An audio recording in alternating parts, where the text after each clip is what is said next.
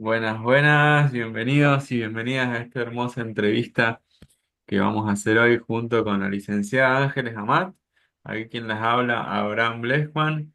Vamos a hablar de algo muy interesante, pero primero que nada, ¿quién sos, Ángeles? ¿Qué puedes decir de vos? ¿Qué te gustaría decir que haga que los demás te puedan conocer en este momento? Bueno, soy Ángeles Amat, psicóloga, mujer de 46 años, tengo dos hijos varones, estoy casada hace más de 20 años, eh, me recibí en el 2007, ¿no? Hace, por lo tanto, para la matemática soy malísima, soy disléxica Pero también. esa es la definición del ego, digamos. Esa es como dónde está ubicado ese personaje. Ya vamos a hablar del personaje. Pero ¿quién es Ángeles? ¿Qué está emanando en este momento Ángeles? ¿Qué frecuencia es Ángeles?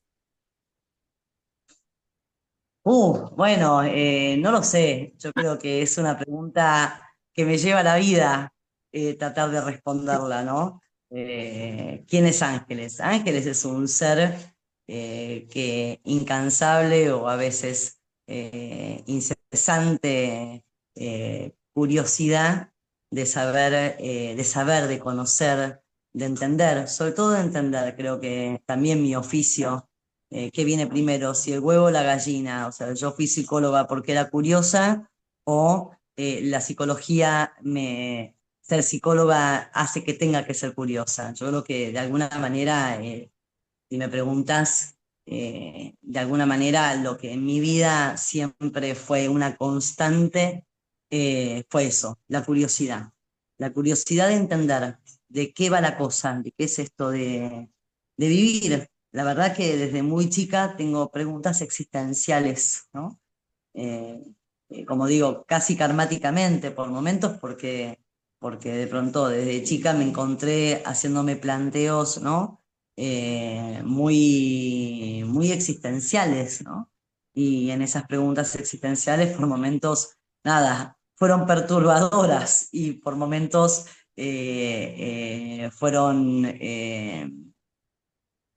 iluminadoras, ¿no? Qué Pero importante creo que es, la pregunta, ¿no? Qué importante en el mundo de hoy poder hacer buenas preguntas y poder ir tirando del hilo, ¿no? ¿A dónde nos lleva esa pregunta? Dice una frase, un proverbio judío dice, una buena pregunta es la mitad de la respuesta. Entonces, ¿a dónde llegaste con esas preguntas? en principio yo siempre digo de por qué estudié psicología, ¿no? Yo estudié psicología porque tenía como una pregunta que me acompañó durante mucho tiempo de mi vida. Yo siempre fui muy antropológica a la hora de mirar la realidad, ¿no? Y trataba de entender por qué el mundo iba tan mal en tantas cosas, sobre todo a nivel vincular, a nivel social, a nivel de... ¿Por qué existía el malo? Esa fue una de mis preguntas como más fuertes que me insistió. ¿Por qué existe el Wow, malo, no? ¿Qué es wow. lo que hace que el malo, que haya un malo, digamos, ¿no? Eh, Porque mi premisa es, bueno, ok, si el mundo está mal porque hay gente mala, si yo logro entender al malo, voy a poder intervenir en esa maldad para poder transformarla y hacer un mundo bueno, ¿no? Qué re inocente. Ahora que lo pienso, me parece tan naif. Pero bueno, Qué buena ese, pregunta, ¿no? Me encanta esa pregunta. Re era inocente y al mismo como... tiempo re profunda. Es como la forma de resolver eh, la paz mundial, básicamente, el inicio. Bueno, es que ese era, ¿no?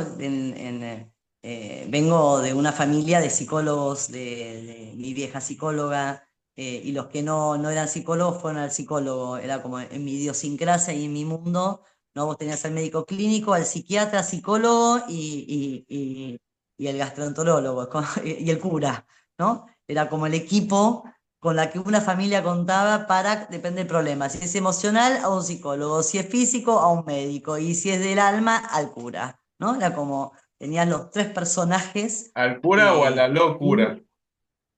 o a la locura, exactamente. Bueno, también el concepto de locura era un concepto que mi familia estaba muy a flor de piel, ¿no? Era como la locura y el hacerse cargo, ¿no? Eran como dos palabras, y que nada es casual.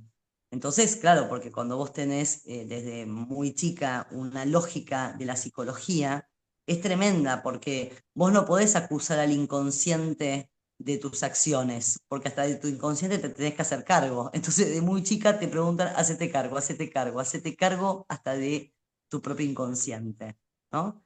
Entonces, es una pregunta, es un tipo de dinámica, podríamos decir, de mundo, en donde todo el tiempo uno tiene una respuesta, aunque todavía no la conozca, sobre la acción, ¿no? Uno no puede, digamos, yo eso lo descubrí de grande, que no todo el mundo se hacía estas preguntas en el ámbito familiar o en el ámbito cotidiano, ¿no? Es Mm, qué tenés que ver vos en todo esto, ¿no? Siempre quizás había otro, ¿no? Me lo hizo él, bueno, pero ¿por qué te lo hizo él? ¿Qué hiciste vos para que él te lo haga? Siempre te cagaba, siempre la respuesta terminaba en vos, ¿no? wow. Pero bueno, a veces de una manera bastante exigente, podríamos Qué decir. buena esa Y en pregunta. ¿Qué esa hiciste lógica, vos para que él te lo haga? Muy buena. Ah, y es como, claro, te pone en un centro de responsabilidad, ¿no? Como un epicentro donde las cosas que suceden alrededor tuyo tienen que ver con vos y tienen que ver con una causa que también vos generaste, independientemente que hay cosas que tienen que ver con nosotros y cosas que están por encima de nosotros. Pero digo, ¿a dónde fuiste llegando con todo esto de decir, bueno, qué es lo que sucede con esta pregunta y cómo te fue llevando al hoy esa pregunta? O al hoy o hace unos años que venís desarrollando. Yo sé que estás desarrollando un método, sé que estamos hablando de un juego que se llama el juego Fibonacci, sé que estamos hablando de una forma de comprender el mundo, de verse situado en el mundo, de analizar los problemas, de encontrar la solución a los problemas. ¿Cómo llegaste desde esas preguntas tan inocentes y al mismo tiempo tan profundas a desarrollar algo propio y a desarrollar una cosmovisión de lo que está sucediendo? bueno, en principio psicoanalista. Yo vengo de una familia de psicoanalistas, que esa fue un poco la teoría que acompañó todo mi desarrollo como hija, y después como estudiante y como profesional, ¿no? Bueno, y como digo, bueno, a determinada edad empecé con un tema, una enfermedad autoinmune, que es la alopecia, que es lo que tengo, es una alopecia universal, ¿sí? Yo toda mi vida me analicé, porque como te digo, en mi familia los problemas, digamos, emocionales se resuelven en un psicólogo, entonces estaba como muy naturalizado hacer terapia, ¿no? Ujú. Eh, entonces, bueno, y a mí cuando me empieza a pasar esto, digamos, ya había tenido episodios de alopecia de chica, ¿no? Después uno empieza a asociar y aparte también es como todo lo que tiene que ver con las enfermedades psicosomáticas en este punto donde uno tiene una familia tan tomada por el qué te pasa, qué sentís, todo es psicosomático, por lo tanto todo tiene una causa en uno mismo, aunque la desconozca, ¿sí? Yo no podía, no, eh, yo, o sea, era psicóloga, tenía dos hijos, ¿sí? Y de pronto tengo un momento fue como muy, a ver, justo nos demoramos en hacer la entrevista porque estaba atendiendo a un paciente, ¿no? Y mira que la sincronicidad acaba de tener un bebé de 1 mes y medio, ¿no? Y era gracioso porque dice, bueno, ¿cómo hago para recuperar mi vida? No, todavía no es momento de recuperar tu vida. O sea, y en esa exigencia y en esa ideología que tenemos a veces de la realidad no nos permite vivir las vivencias tales como son, ¿sí? Porque siempre tenemos un contraste ideológico desde donde lo vivimos, ¿no? Bueno, cuestión que uno tiene un modelo de preguntas y respuestas que si me pasa algo tengo que hacer tal o cual cosa. Y de pronto yo estaba haciendo terapia, estaba haciendo un montón de cosas y de pronto se me empezó a caer el pelo, se me empezó a caer el pelo, se me empezó a caer el pelo y es la peor locura en la que uno no se da cuenta que está loco, ¿no? Porque empezás a argumentar que en realidad la locura que estás sintiendo es en realidad es una sensación donde las cosas no son como vos creés que tendrían que haber sido y no deja de ser esa fantasía de lo que debería haber sido una locura. Esa es la locura, ¿no? Que uno no tiene un paradigma desde donde entender las cosas que te pasan de una manera más natural y más en términos a ver, ¿cómo lo diríamos?, de proceso, ¿sí? Bueno, cuestión que nada, me empezó a pasar eso y como yo siempre, la necesidad tiene cara de hereje, ¿no? Y de pronto te empiezan a decir, uy, ¿por qué no haces esto? ¿Por qué no haces esto? ¿Por qué no haces esto? Y empecé a transitar terapias alternativas, ¿sí? Lo que en ese momento yo llamaba como terapias alternativas. Bueno, empecé a hacer constelación familiar, biodecodificación, bueno, y de pronto empecé a decir, ¿qué es esto? ¿Qué es esto? Fue muy impactante lo que empecé a vivir mientras hacía estas terapias alternativas. Que siempre digo, como psicóloga, lo impactante no fue la información que yo extraía, ¿sí? Sino la eficacia con la que estas metodologías podían ir más rápido a esos lugares donde uno empezaba a comprender cuál era el germen de lo que le estaba pasando, ¿sí? Y además a descubrir otro mundo distinto, en donde encontraban respuestas distintas a las que yo en su momento había creído que eran respuestas válidas, ¿no? Em, bueno, cuestión que empecé a explorarlas por un lado a nivel personal, eso es lo que a mí me pasa, que me fue pasando durante todo mi desarrollo clínico, teórico, personal y profesional, que todo tuvo que ver, todo estuvo medio junto. Vos pensás que uno como psicólogo, digamos, una de las premisas que uno inclusive como psicólogo te plantean es que uno no tiene que, el sujeto que es uno no tiene que estar presente en la terapia, porque el único sujeto presente es el paciente, ¿no? Entonces, es como uno tiene que ser lo más neutro, por eso es el argumento por lo cual el psicólogo no habla de uno mismo, ¿sí? Porque se supone que ahí no tiene que haber uno mismo, sino que el único sujeto que está es el otro, ¿sí? Pero a mí me estaba pasando algo que se me estaba colando, de alguna manera quedaba expuesto lo que me pasaba frente al paciente. Y encima se supone que un psicólogo tiene la capacidad de esto, de tener recursos emocionales y un montón de cosas, y de pronto estaba tan loca como los pacientes, podríamos decir, desde donde yo estaba curando lo que no estaba curando en mí. Y eso empezó a ser una paradoja muy grande, un quiebre clínico y mío profesional muy fuerte. Digo, yo estoy curando con algo que a mí no me curó. ¿Qué hago? Wow, wow, wow. La Fue contradicción, realmente. la sensación de esto es incoherente, como, ¿no? No, y aparte, lamentablemente, no pudiéndome hacer responsable, esto, la boluda con eso, podríamos decir. Mm. ¿Sí? Es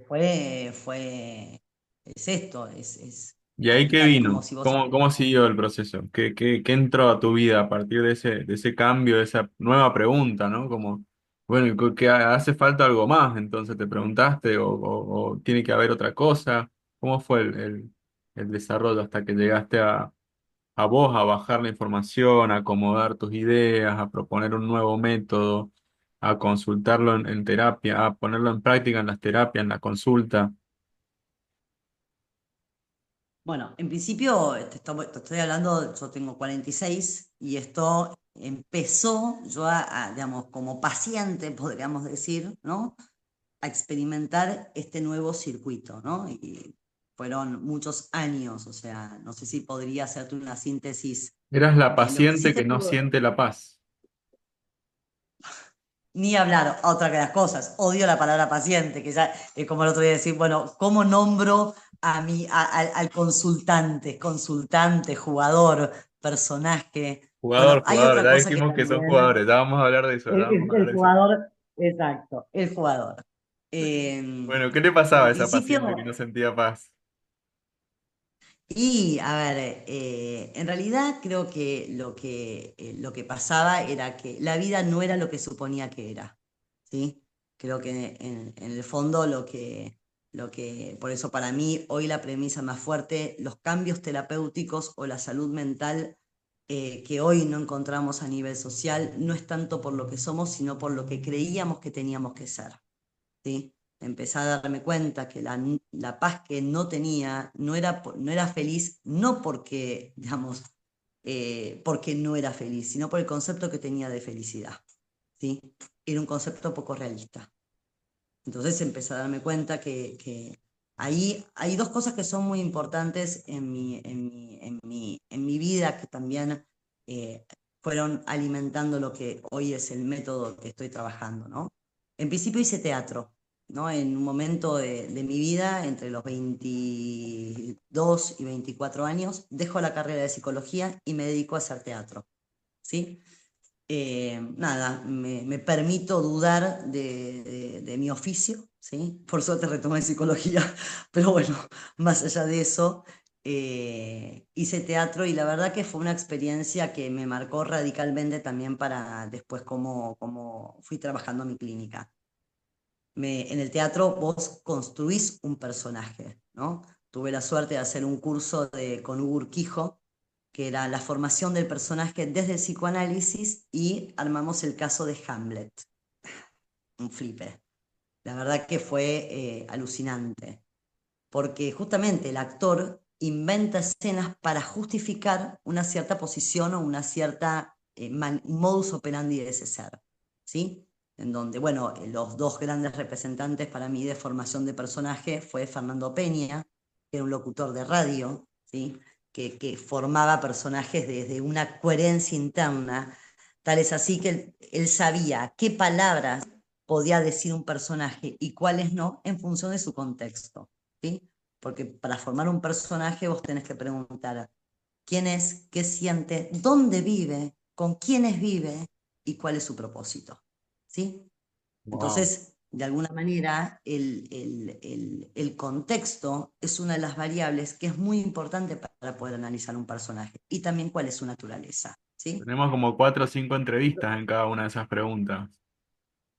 Bueno, la del patito feo, bueno, fue muy loco, como una vez escuchando un personaje, hablaba de que el patito feo tiene las cuatro preguntas existenciales que tenemos todos ser. ¿Quién soy? ¿En dónde soy? ¿Con quiénes soy? ¿Y para qué soy?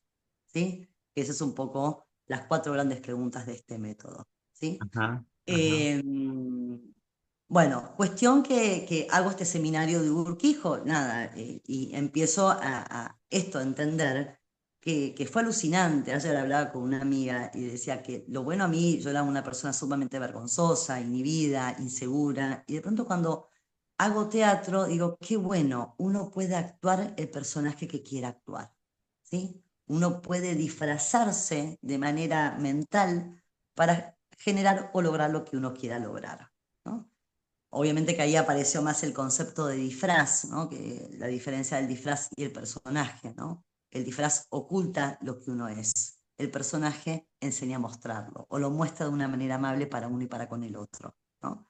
Pero bueno, en ese momento creo que de alguna manera lo que me dio es esa posibilidad y esa versatilidad de saber que uno podía inventar el personaje que quisiera y que la gente lo iba a creer si uno lo formaba bien, ¿no? Entonces digo, qué fácil que es ser o no ser en función también de lo que uno quiere crear, ¿no? Más allá Mm. de su propia esencia, ¿no? Bueno, hago teatro, que después retomo la carrera y bueno, termino la carrera, me pongo a laburar y fue algo que después entendí, que así como el actor construye un personaje, la función del psicólogo es de construirlo, ¿sí? Que uno desde justamente, uno lo que busca en las personas que trabaja, ¿no? Es como es eso, entra un personaje y uno empieza a hacer preguntas para saber cuál es el germen o el origen de por qué esa persona es lo que es en función de lo que hoy presenta, ¿sí? Entonces fue mi dinámica de trabajo durante todos los primeros años de mi vida, fue trabajar en eso, de construir el personaje que uno era y ver los momentos en la vida de un ser que hicieron que uno empiece a moldearse en función justamente de su propia historia, ¿no? Y la otra me lo olvidé. Me acuerdo que, era, que te había dicho que eran dos, pero me olvidé cuál era la segunda. Bueno, No, me pero suele suceder. está bueno saber cuál fue el proceso de Esa Ángeles, qué es lo que le fue pasando en su vida para poder llegar hoy a hacerse esas preguntas y de alguna forma estructurarlas en un método que después otros personajes puedan convidarse, ¿no? Puedan experimentarlo, puedan entenderlo y puedan empezar a hacerse esas preguntas. También es interesante qué información consumiste vos previamente para llegar a escribir lo que escribiste y a sistematizar lo que sistematizaste y cuáles fueron esos inputs, ¿no? En términos espirituales, de conciencia, de contexto, de psicología, de qué fuiste leyendo, qué fuiste descubriendo, qué cosas fuiste haciendo para decir, ah, listo, ahora esto lo propongo yo, esto es lo mío, digamos, ¿no? Absorbí todo esto y ahora yo voy a proponer algo que es auténtico, que es original y que tiene que ver con estas condiciones de todo lo que te pasó y todo lo que querés responder, ¿no? Porque creo que esa pregunta inicial que te hacía en la infancia quiere seguir siendo respondida, digamos, ¿no? ¿Por qué hay gente mala? ¿Qué nos pasa? ¿Por qué nos desvirtuamos? ¿Por qué repetimos situaciones? ¿Por qué llegamos a las escenas que llegamos de la vida? Entonces, ¿qué fue lo que hizo que llegues a esa conclusión? Que empieces a Bueno, ahí me escribirlo. apareció otra pieza que fue muy importante y que abrió mi mente de una manera radical, ¿sí? Que fue psicología institucional. Psicología institucional es la materia con la que me recibo. Me saqué un 10, fue el único 10 que creo que me saqué en toda la carrera. Y quedo trabajando en esa materia como docente en la UBA. ¿Sí? Durante 2 o 3 años ejercí la docencia dando esa materia en la UBA. Y psicología institucional fue qué se estudia, ¿no? Es qué parte de nosotros mismos, es como decir, hay diferentes rupturas del pensamiento en diferentes autores, ¿sí? Freud habla de que hay heridas narcisistas a nivel social o a nivel colectivo o a nivel humano. ¿Qué es una herida narcisista? Es cuando el hombre toma conciencia, ¿sí? O se descentra de ser el centro de algo, ¿sí? Es como cuando nace un hermano, no soy el único. Bueno, esto sería igual, es como una ruptura que hace que uno se sienta única en algo. Ahora, hay rupturas, digamos, ¿Cómo es? sociales. ¿Una La ruptura que hace primera, que qué? ¿Puedes volver a explicarlo? a ver, sería como eso que te descentra, ¿sí? Como centro de algo. Ajá. Te lo llevo a los ejemplos de lo que Freud plantea como las heridas narcisistas. La primera herida narcisista es la de Copérnico, ¿sí? Por lo menos como él las plantea. ¿Qué es la herida narcisista de Copérnico? No es que el Sol gira alrededor nuestro, sino que nosotros giramos alrededor del Sol y somos un planeta más dentro de todos los planetas. Eso es un descentramiento. ¿Se entiende? Ah, La Tierra no es el único, no es el centro, sino que es una periferia de otro centro. bien. ¿Sí? En todo caso, tenemos un centro sobre nosotros mismos, pero además somos algo que gira alrededor de otro centro. Hay otro centro. ¿Sí? Esa es la primera herida. La segunda herida es la de Darwin, ¿sí? No es que somos hijos de Dios, sino que somos la evolución del mono. ¡Chum! Más allá de lo que hoy podamos cuestionar y que son teorías que hoy de una u otra manera, del terraplanismo, a que vivimos una cápsula o que en realidad no somos descendientes del mono, sino que somos una especie, no importa. Pero más allá de eso, en su momento, a nivel colectivo, ¿sí? Tomó un estatuto de verdad. Y eso es lo importante. Mm, ¿Sí? Y en ese estatuto de verdad, todo lo que creíamos que era desaparece y cambia, ¿sí? De manera radical, porque más allá de todo lo que fue la teoría cientificista de Darwin, por lo menos abrió otra verdad al pensar el ser humano no solamente como ese ser, como hijo de Dios, viniendo de la iglesia, sino que le da otro estatuto, ¿sí? Y eso empieza a construir, digamos, insisto, cambia de manera global y colectiva lo que pensamos de lo que pensamos, ¿sí? La tercera herida narcisista es la de Freud, cuando crea el concepto del inconsciente, que también es un concepto de época, hay otros autores que empiezan a hablar de esto. Pero ¿qué fue lo radical del concepto del inconsciente? Que hay una parte de nosotros mismos que nos pertenece, hace que actuemos de alguna manera determinada, pero nosotros no somos conscientes que lo hacemos. Porque hasta ese momento existía el sujeto de la razón. Yo soy todo lo que pienso que soy. Y de pronto, al aparecer el concepto del inconsciente, hay una parte que soy que no sé qué soy y sin embargo tengo que pedir perdón igual, porque es una parte mía. Este hacerte responsable de lo que hablábamos antes en mi idiosincrasia ya de muy chica, ¿sí? Entonces eso también es una ruptura del pensamiento, ¿no? Y la cuarta que plantea Caes, que es, acá viene lo de psicología institucional, es que no solamente que hay una parte de nosotros mismos que somos inconscientes y que es individual, sino que hay una parte de nosotros mismos que es social, que también tiene, digamos, un estatuto de verdad en nosotros y que no sabemos que está operando en nosotros, ¿sí? Porque Por esto ejemplo, es ¿puedes lo dar un que ejemplo? también, por ejemplo, a ver, En algún caso, el, algún paciente. creencias. A ver, no, pero esto es como tuyo y mío, es como decir, la expectativa que tenemos de lo que se supone que tiene que ser un hombre o una mujer. ¿Qué es ser una mujer? Es social, justamente, no es individual, es social.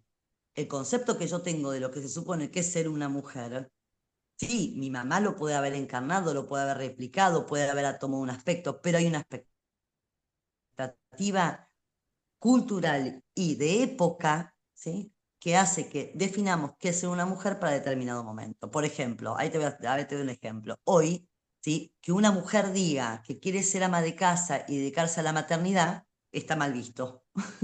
Mirá qué loco, porque hace solo 30, 40 años atrás, que una mujer quiera, ¿sí? Esto no era que estaba loca, ay, querés ser madre, querés quedarte en tu casa y no querés trabajar, ay, qué horror. ¿Solamente eso querés ser de la vida? ¿Sí? Es un juzgamiento, una creencia, ¿sí? Que es institucional, que es lo que se suponemos que debe ser, ¿sí? Como expectativas sociales, tanto de las mujeres como de los varones. ¿Mm? Wow, Entonces, wow. eh, Volviendo al método, ¿para qué te sirve toda esta conciencia y comprender todo esto? bueno, en principio, ¿qué es el método?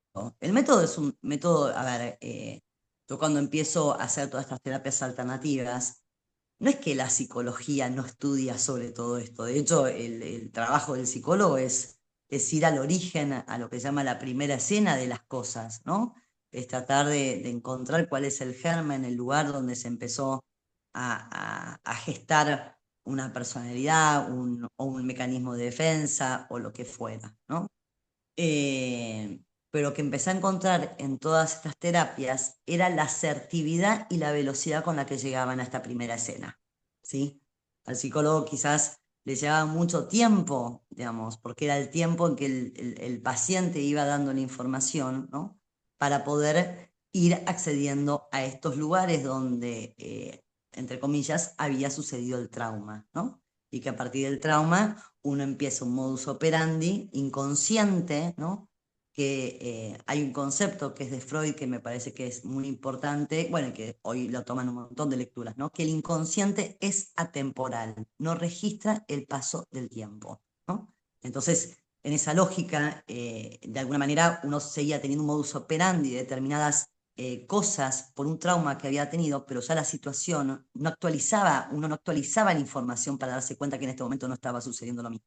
Y sin embargo, uno reaccionaba, ¿sí? Con el estado de indefensión que había sentido la primera vez que había sucedido. Esto es una premisa Wow. que tenía la psicología, Qué loco, ¿no? ¿sí? Porque a Porque veces es de como hecho, una escena que ya pasó hace un montón de tiempo, pero igual me sigo enfrentando de la misma manera, generando las mismas cosas que la primera vez. porque emocionalmente uno no crece en ese sentido si uno no es consciente de ese estado en el que sintió por primera vez, Mm, ¿sí? Entonces, cuando uno es inconsciente, sigue reaccionando frente a la vida. Y cuando uno reacciona, lo que hace es que uno en realidad se defiende, ¿sí? De una manera justamente no realista, sino mental. ¿Mm? Hay un personaje que dice, cuando uno tiene miedo, tiene que tomarse 5 segundos para evaluar si tiene que seguir corriendo o solamente es algo que se imaginó. O sea, no hay margen. ¿Sí? wow, wow, 5 segundos. O es peligro o es mental. Y si es mental, quédate y analízalo. ¿Qué es lo que temes? ¿Sí? wow. Entonces, en este punto, la realidad es que el bicho humano es mucho más reactivo e inconsciente e influenciable de lo que piensa y vive más en su mente en lo que realmente sucede en las cosas. Entonces, a veces no tomamos dimensión de estas cosas, de esta condición humana. Otra de las condiciones humanas de la que no tomamos total dimensión es, es lo fácil de influenciar que somos. ¿Lo ¿Sí? pasa, Iri? El otro día miramos de influenciar que somos. El otro día miraba un TikTok y un tipo que decía tan simple como esto: si a un niño le decimos que Papá Noel existe, ¿qué va a creer él? Que existe. Si le decimos a un niño que Papá no, los Reyes Magos o los ratones se llevan los dientes, ¿qué va a creer? Que existe un ratón Pérez que se lleva los dientes. Si vos a un niño le decís que no sirve para nada, ¿qué va a creer él? Que no sirve para nada. ¿Sí? Mm, La realidad es que a veces no tomamos dimensión de el estatuto de verdad que tenemos nosotros para nuestros hijos, ¿sí? O del estatuto de verdad que tiene la televisión para nosotros, ¿sí? Para los niños, y del estatuto de verdad que tienen las creencias, ¿sí? Porque las naturalizamos, y esto es un concepto que es muy importante. Cuando uno naturaliza algo, le quita le quita ¿cuál sería la palabra? Le quita el registro de que eso es una realidad construida a lo largo del tiempo. Es como vos decías, esto que es el inconsciente social. El inconsciente social justamente es esta cosa de decir, uno naturaliza las construcciones sociales, por lo tanto les quita estatuto histórico, ¿sí? Entonces, al quitarle estatuto histórico, le quitas el peso de la construcción de la realidad. Y esa construcción de la realidad, en realidad no vivís como una construcción, sino como algo que es natural. Y esto no es cierto, ¿sí? Por eso es muy importante, por ejemplo, cuando uno te construye su propia realidad y, digamos, como laburo clínico, lo que ves es, bueno, a ver, ¿quiénes fueron tus viejos? Porque cómo fueron tus viejos te van a determinar qué canal de televisión está prendido en tu vida, ¿sí? A ver, espera un minuto que están tocando la puerta. Vamos. Bueno, ya tocaron la puerta. Y en el método, todo esto que estamos hablando, en qué te sirvió? ¿Cómo podés cambiar una creencia con este método? A ver, en principio el método para qué sirve es un método que lo que te permite es ir de una manera rápida, concisa y precisa, ¿sí? A los puntos de repetición y a los puntos de tu vida donde te marcaron en determinadas cosas. A ver, el método en realidad lo que hace es reunir un montón de información en una sola estructura, ¿sí? Para que vos, desde esa misma plataforma, de esa misma estructura, puedas entender quién sos, ¿sí? ¿Cuál es el contexto en el que naciste? Por eso para mí parte del método, si querés el innovador del método, que a veces uno no tiene en cuenta en las terapias, está todo el tiempo haciendo hincapié en quién soy yo y quiénes son mis relaciones, y no en el contexto en que se da mi vida, porque el contexto es la parte del inconsciente social que también nos determina para entender cómo nuestra familia, ¿sí? Es de una determinada manera, no solamente a nivel individual, sino también a nivel social, ¿sí? Esto sería como decir, bueno, no es lo mismo ¿Y la otra pregunta más? idiosincrasia, Además del contexto, ¿cuál otra pregunta? es quiénes son mis vínculos y cuál es el propósito. Te lo hago ¿Cuál? cortito, es como decir, ¿quién soy? ¿Quién soy? Soy manzana, soy pera, soy nuez, ¿sí? El quién soy habla de que todos tenemos una naturaleza innata, ¿sí? En todo caso, esa naturaleza innata con la que nacemos hace que miremos la realidad de una determinada manera, ¿sí? Por otro lado, esta naturaleza con la que nacemos no es lo mismo ser un nogal, ¿sí? En un desierto, que ese es nuestro contexto, que ser un nogal en la cordillera, ¿sí? Que ser un nogal en la sierra. Hay contextos en función del avatar que soy que son más adecuados o no para desarrollar mi propio potencial. No Interesante, porque esté porque mal o esté bien. ahí hablaste de la palabra avatar y es como, me parece una muy buena palabra para cerrar esta primera entrevista y para contar, porque yo quiero saber todo, quiero saber qué es ese método, en qué se fundamenta, cómo lo escribiste, cuáles son todas estas preguntas que responde de alguna forma y lo más interesante de todo, que es cómo se transforma este método en un juego. Así que muchísimas gracias Ángeles por este espacio, por compartirte, por darnos tu visión, por contarnos tu historia y esto continuará. Am, Chao, chao.